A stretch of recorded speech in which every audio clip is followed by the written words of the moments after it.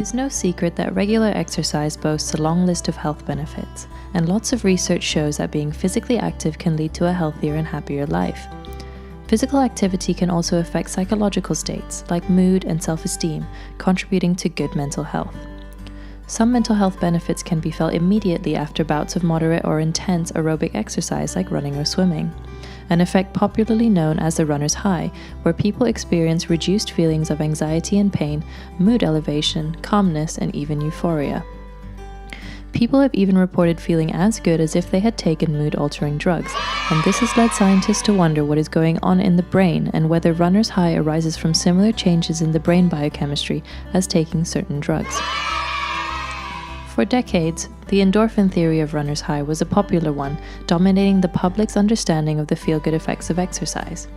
Endorphins are produced within the body and brain and act on the opioid receptor system in the brain, binding to opioid receptors and activating a biological response. The main function of this system is to reduce pain signals and produce feelings of euphoria, and opioid drugs such as morphine produce similar effects by acting on this system.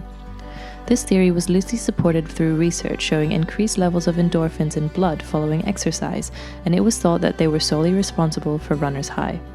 However, endorphin molecules are too big to fit through the blood-brain barrier fully, so are endorphins actually involved in the neurobiological effects of runner's high? In 2008, scientists in Germany decided to test this opioid endorphin theory by injecting a group of runners with a tracer and scanning their brains before and after a 2-hour-long run. This tracer allowed the researchers to see which brain areas were producing more endorphins. The runners also rated their mood before and after running, and it was found that brain areas known to be involved in emotional regulation released opioids after endurance activity, and that this chemical release was closely related to increased happiness and euphoria ratings following running. But recent research has suggested that the endocannabinoid system may also be involved. This is the target of the main psychoactive ingredients of cannabis, and its activation can also produce feelings of euphoria, reduced anxiety, and well-being. In 2015, German scientists carried out an elegant series of experiments using rats to demonstrate that the endocannabinoid system is a contributor to the effects of runner's high. Rats were split into two groups, runners and non-runners, where the runners ran for 5 hours on an exercise wheel.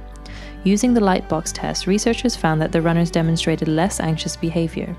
Rodents prefer darker areas, so if the rats spent more time exploring the lighter areas of the box, this may indicate reduced anxiety.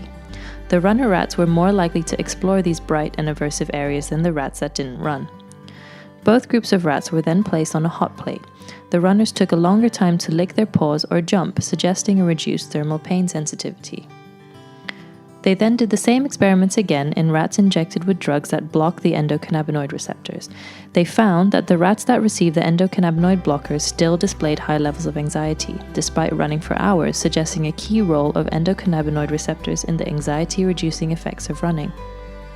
Finally, mice that have been genetically modified to lack endocannabinoid receptors in the brain didn't experience the positive effects of running on anxiety at all. It seems that both the opioid endorphin and endocannabinoid system in the brain contribute to the positive experiences of runner's high, and that, in a biochemical way, exercise can in fact make you feel high. But further research is needed in humans to show which exact effects are produced by which receptor system, if not both.